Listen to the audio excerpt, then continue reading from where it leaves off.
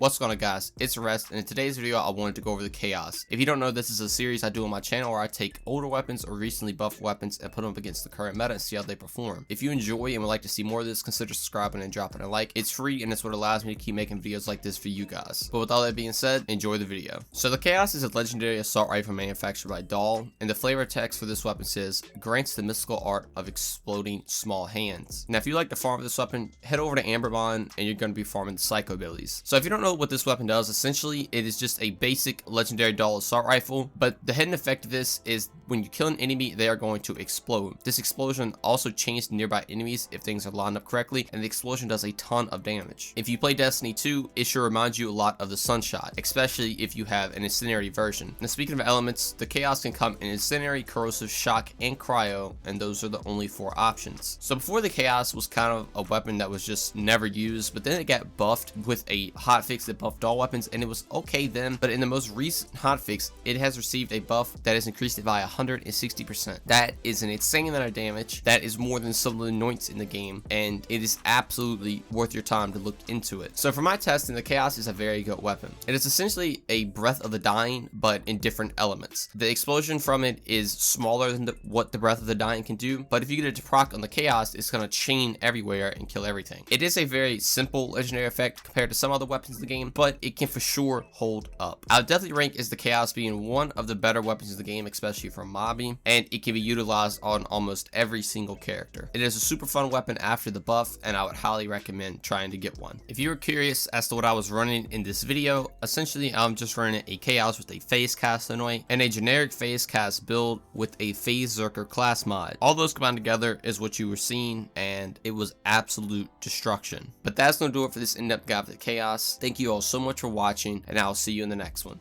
Peace. Try to bait, run away, don't go. I'm in hell, might as well just go. Losing track, don't take my soul.